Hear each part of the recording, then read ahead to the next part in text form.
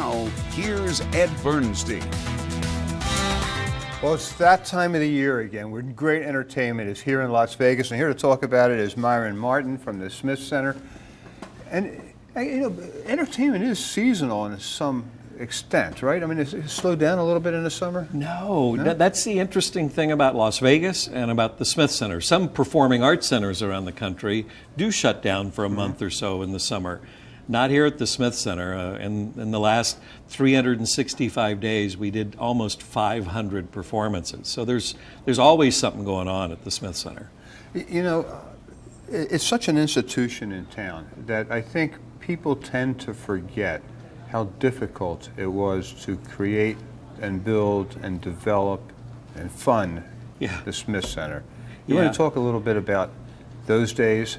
Yeah, but first of all, let me respond to what you first said, and that's how great is it that we're living in a city that in 8 short years of the Smith Center being open, you're calling it an institution, right? People come up to me all the time and they say, I don't remember a time when the Smith Center didn't exist. I come there, I love it, I love that we have it. But you're right, in the early days when we were just dreaming of building a world-class performing arts center, there were lots of people saying, you know, there's no way in heck you're going to raise that much money. We're already the entertainment capital of the world. Why do we need a world-class performing arts center? We heard lots of reasons why maybe we shouldn't do it. At the same time, people were saying what Las Vegas lacks is something significant for the arts. Well, that's right. The arts, culture, and entertainment. I mean, we had a long conversation early on about not calling it a performing arts center, but calling it a center for arts and entertainment. Because here in the entertainment capital of the world, we do both. The Smith Center's not about symphonies, operas, and ballets as much as that's important to what we do. But Broadway, you know, we're bringing the first run touring Broadway shows, the ones that came to Las Vegas kind of on their second and third iterations in the past. They're coming here first now. In fact, Las Vegas is one of the most important stops on the Broadway tours these days. But we're bringing Ringo Starr, and we're bringing great Broadway performers like Linda Eder is going to be at Myron's Cabaret Jazz before long, and we're bringing Yanni, who's touring right now.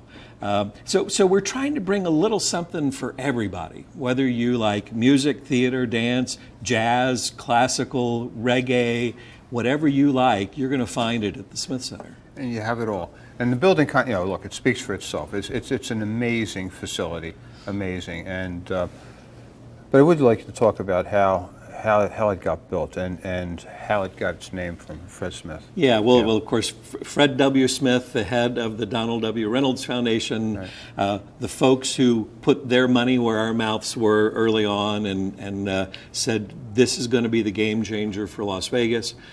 It'll become the legacy for this generation, and as they called it, the most important building to be built in our lifetimes in Las Vegas.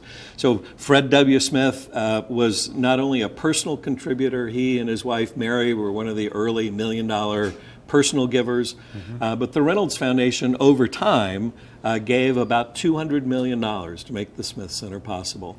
And of course we were proud and thrilled to name it for Fred Smith. And the big hall where all the big shows happen is called Reynolds Hall, and of course that's because of Donald W. Reynolds.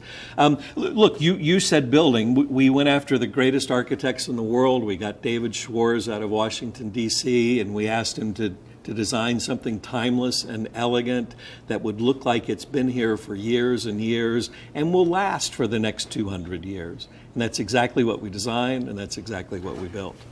And you needed to learn a lot about how to create the atmosphere, the audio, the video, right? I mean, you had a background in some of this, but I mean, you must have learned an awful lot. Well, and a part of our design team was one of the world's foremost acousticians. It helped us an awful lot in just kind of framing the room itself. I mean, forget, down the road where you talk about things like audio equipment. We were talking about making the acoustics of the room perfect before you put in your first speaker. and learned an awful lot from that, and thrilled that we had such a great team to get us there. And look, we've already changed out the audio equipment at the Smith Center. We're in our 8th year, and we've already upgraded it. We were the first to install the Meyer speakers, the newest, the latest, the greatest in the country, and the sound is pretty fantastic. It is fantastic, but technology being the way it goes, I mean, you're going to be updating that forever, Always. right? That's right. Always. That's right. One of the things I noticed you're updating is parking. Well, yes, we are, thanks to the City of Las Vegas. The City of Las Vegas is building 2 parking garages, one on either side of the Smith Center. They've always had a commitment to the Smith Center to provide parking, and that hasn't changed. And soon, here in the next few weeks, we're going to see these 2 new parking structures open. I think they have something like 1,200 or 1,300 total spaces in those 2 parking structures, plus what the Smith Center has in our garage. So we're going to have more than enough parking for folks that come to the Smith Center, and it's going to be covered parking and really a very nice thing. Now, I have to tell you, and I want your viewers to understand, the city invested an awful lot of money in these parking garages, and it's going to cost them a lot of money to operate them. So we're going to go from free parking to some kind of paid parking. But after a lot of back and forth with the city, we've come up with a plan that is fair to everybody. I can look our patrons in the eye when they announce the prices and say, it's not very much. It did start out a lot higher. I don't mind telling you. You negotiated them down. And we negotiated, and I think what we're about to announce, people will be very happy. You drive a hard bargain. Well, yeah. Well, listen, our patrons are our lifeblood, and so my job is to look out for them. And when we first started talking about parking prices, I think I said over my dead body or something to that effect, because people who come to the Smith Center, they want to get a fair price on their tickets. They get that. In fact, you know it. Ticket prices only cover 75% of our cost. You know, why do we do that? Because we want to be fair to our customers, people who live and work here in Las Vegas, our friends and neighbors. And I didn't want to spoil that by offering fair ticket prices and unfair parking prices. And I think we've landed in a place where everyone's going to say it's fair. Good, and it's going to be easier to park. I mean, it's been a little bit challenging down there over the last several months. That's right. The last few months, when they took away those surface lots to build the new high-rise parking garages, it meant we had fewer surface parking spaces. And you're right, it wasn't fun. But fortunately, our patrons would read the emails, and they would find out that, this is a good night to come a little early, and here's some little secret places to park. And some people, by the way, started parking in the City Hall garage at 500 South Main because they live on that side of town, and some may continue to park there in the future because they like it. I know. I have friends that park over at the Cheesecake Factory and walk across the street, have dinner and walk across the street. Christian put together a little bit of a video talking about what some of the things have been going on at the Smith Center. Let's take a look at that. Great.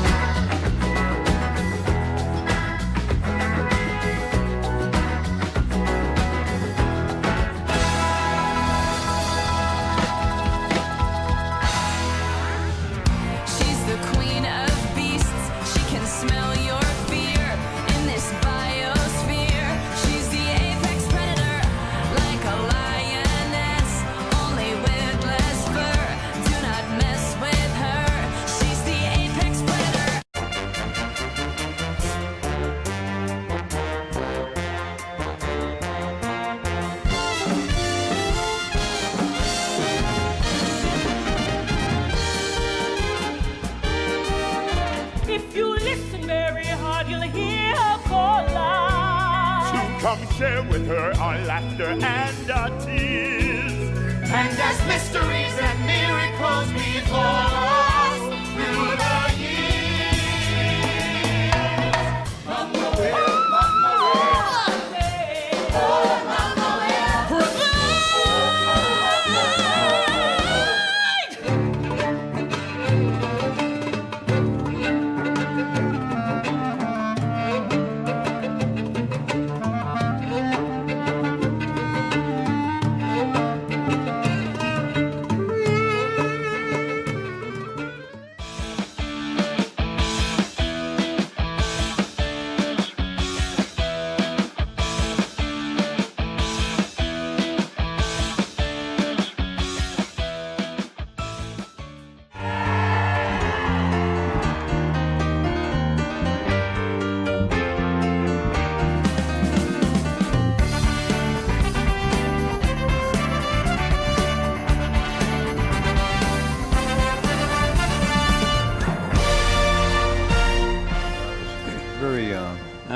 Well, I mean, look, a little bit for everybody. You got it. A little bit for everyone. And that's just the Broadway season, right? Right. It ended with Jesus Christ Superstar, which is the next show rolling into the Smith Center.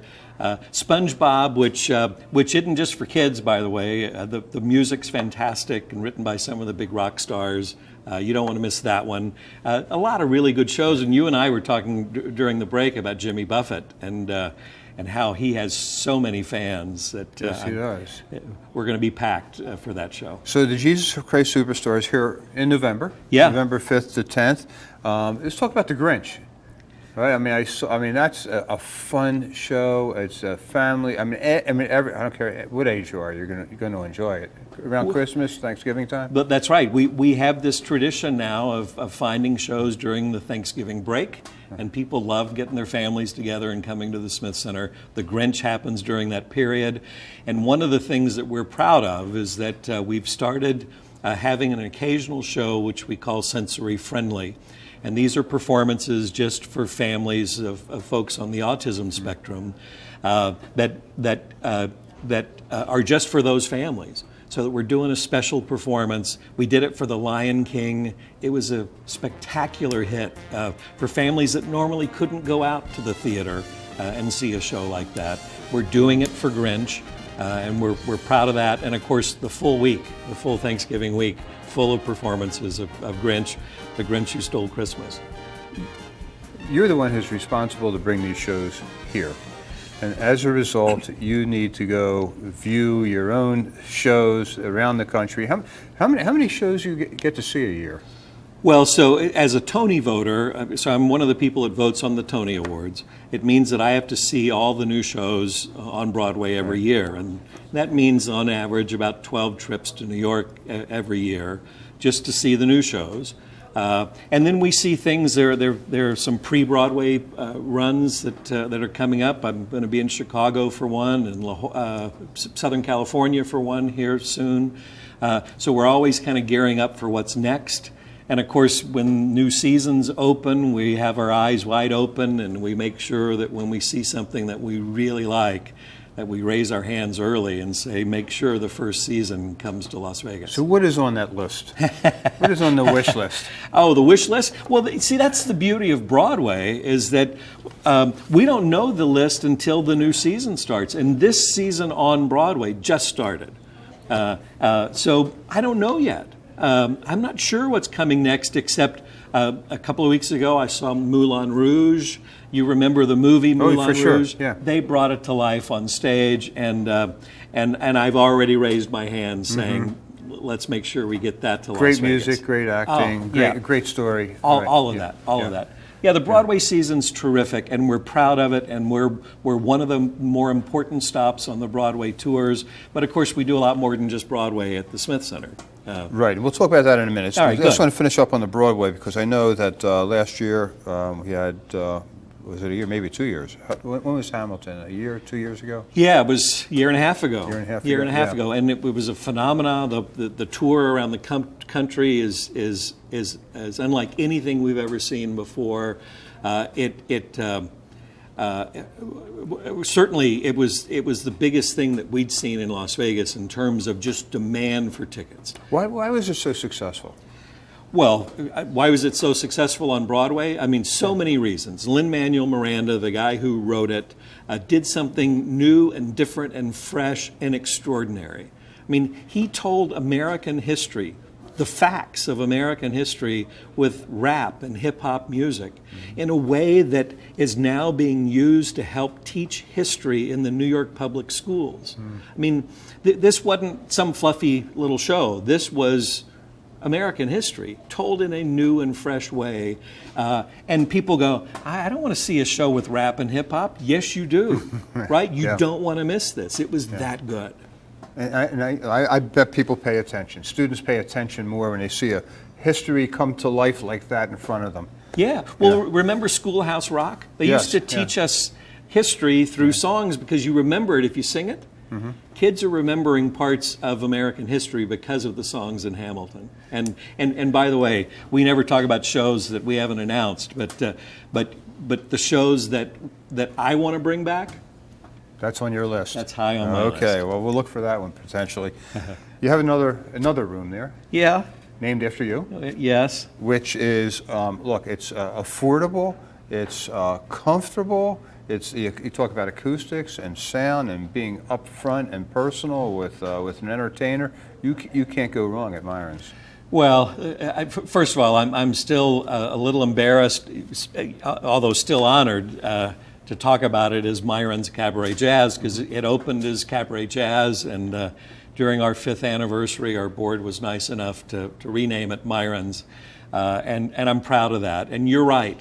Branford Marsalis called it the best-sounding jazz club in America. People who perform there want to come back because it sounds great, our audiences are great, and patrons, people who come to Myron's, like it because they can have a little drink, they can have some snacks. You feel like you're in your living room with somebody really talented performing for you. It's easy to get in and out and be there. There's no crowds. I mean, it's so comfortable. 220 seats. It really is kind of like Myron's living room, right? You're coming in and seeing great talent. Some of the most extraordinary people from around the world. And let's talk about some of the upcoming shows you have there. Linda Etter's coming up soon. Now, you remember Linda Etter probably because she won Star Search some years ago. She married Frank Wildhorn, the composer of a gazillion Broadway shows, including Jekyll and Hyde. In fact, she starred in Jekyll and Hyde on Broadway. She's one of my favorite singers of all time. She's played Reynolds Hall stage before, but this time we're going to bring her into Myron's Cabaret Jazz for that intimate experience. It'll be that kind of vocal experience that you don't want to miss, because she's great to start with, but in that smaller room, it's going to be something people don't forget. And the Calloway sisters. I was going to ask you about the Calloway sisters. Well, so if we were in New York, I wouldn't have to ask you if you know who Liz and Ann Hampton Calloway are, because everybody does. They're big stars, and they're certainly big in the cabaret world. We've had Ann Hampton, we've had Liz, but we've never brought them together. They're sisters. And to bring them together and have them both sing songs that they've made famous is something I'm really looking forward to. And I know that, I see it advertised, Michael Grimm will be here later in the year. Well, Michael Grimm is here on a regular basis. We love him being in a rotation in Myron's Cabaret Jazz, kind of like Frankie Marino, our mutual friend, who's almost always in Myron's Cabaret Jazz at some point. We love our locals. Clint Holmes. Clint is there. Lon Bronson and his big band. David Perico. So many of these local groups who want that elevated experience of great sound and great audiences. They perform at Cabaret Jazz. Yeah, and they love going back.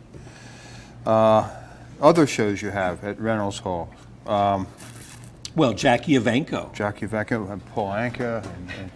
Paul Anka. You remember Jackie Evancho was like this tall, the little girl who won on... So was Paul Anka. Well, that's true.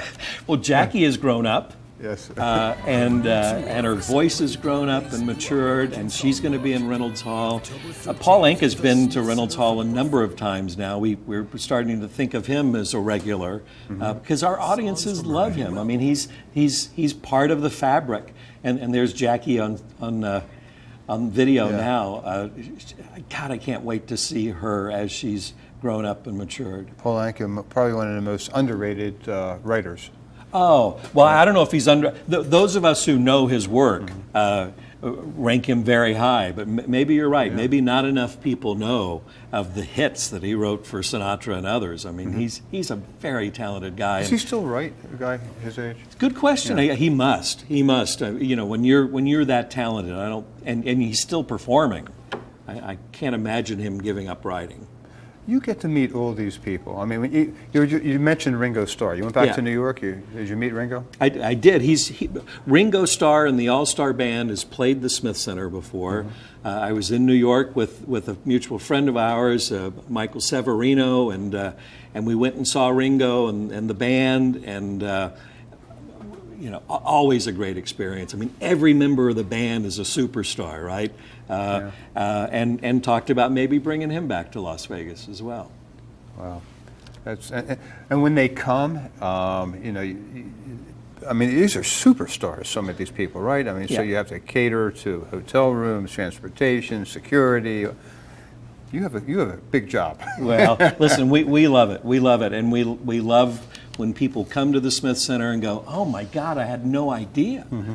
Right? They love coming to the Smith Center and they all want to come back. I know one of the programs that you're really involved in is the Heart of Education Awards. Yeah. Thank you for bringing that up. I don't think there's anything in my life that I'm prouder of other than the birth of my daughter, Molly. Mm-hmm. The Heart of Education Awards is something that we created so that we could honor Clark County School District teachers. And you think about it, these are people who give their all. They give their heart and soul to education and to their students, to their kids.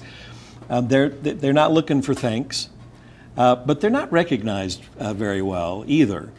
So when they are thanked, it's a big deal.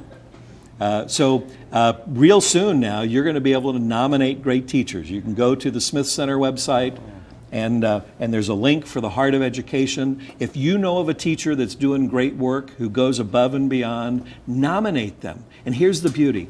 They might win. They might get called on stage at a red carpet gala evening, and they may be presented a check for $10,000 and all kinds of other things. But the fact that they're nominated means that your nomination goes not only to me, but it goes directly to the teacher. And when their email inbox dings and they open up the email and they hear what somebody writes about them, and they say, I had no idea that this parent of a student I had 5 years ago recognized my work. It's so meaningful to these teachers. I think we are helping to change the face of public education simply by saying thank you to our best educators. Yeah, and it's important to have the gratitude and thank the ones who helped you along the way, because they go oftentimes with the biggest influence and the least amount of appreciation. And I bet you, like I, can look back on your early days and think about a teacher who made a difference in your life. I mean, I do what I do today because of a 4th grade field trip, and Mrs. Fletcher changed my life. I wish we had the Heart of Education back then, so we could have honored her. Yeah, that's why CNN has this little thing where they go back 20 at candidates when they were 20 years old, and there's always a teacher that had this great influence on people who are now very successful. Yeah. And now in Las Vegas, we are taking a leading role in how we treat our teachers. The Heart of Education is a game changer. Yes, it is. You also have decent food. I mean, it's not. Well, look, sometimes you go. We also have decent food. I mean, okay. No, it didn't come out the way I really meant it. But, I know. But oftentimes, I get to the Smith Center and forget to eat. I'm rushing over there to get to a show, and I want to get there in time. And you can really get a nice meal before it and you can take the food back to your seat most of the time. Well, you can take the snacks back to your seat. We do in our mezzanine lounge have sandwiches and other things. If you come straight from work, as people often do, and you're hungry, you just want a bite, I think our folks do a really good job of doing that. And of course, in Myron's Cabaret Jazz, you're seated at a table and your drinks and food are delivered to your table. It's part of the experience. But thanks for bringing that up. And along those lines, Samba Latte has opened a new location at the Smith Center. Right. They're open all day long, and if you're coming to a show, you might want to stop in there for a little latte or one of their delicious sandwiches or snacks as well.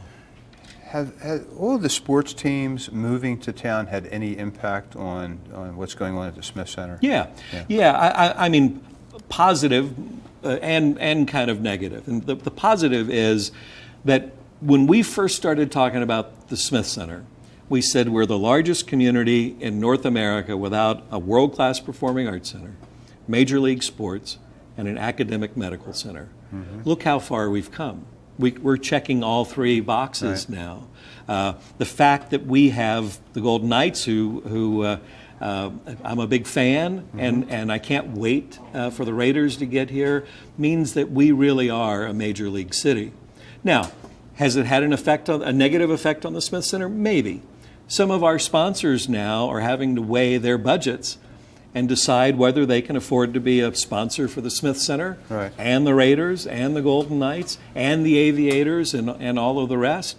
So, companies are having to make choices these days. But they're also bringing in a whole new customer base for That's you right. as well, right? That's right. That's right. And just think of what they're doing for the Strip, and how many room nights are going to get filled because of Raiders games. So we're happy about all of it. So you won't want to miss. Let me just go through some of this. Dr. Seuss, SpongeBob, Mean Girls, the band we saw as Jesus Christ Superstar. Yanni, saxophone player, been around forever. Jockey Ivanko, Nickelodeon, and National Geographic Live. So You Think You Can Dance.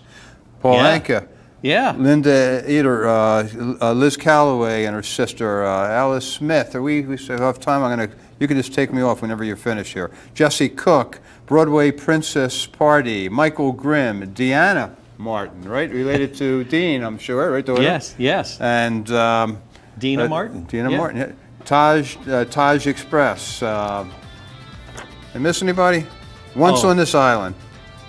And Jimmy Buffett. Let's not forget Margaritaville. Thank you very much, Myron. All right, good to see you. Get down to the Smith Center.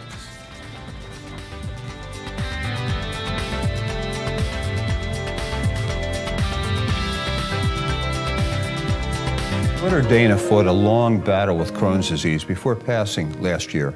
Max has spent a lifetime scoring goals. It's our goal to help the Crohn's and Colitis Foundation find a cure for this horrible disease, so no one else's child has to suffer like Dana did. Crohn's disease and ulcerative colitis may be unfamiliar to you, but there are currently over 3 million Americans suffering from both. Join Max and I in scoring our goal to find a cure.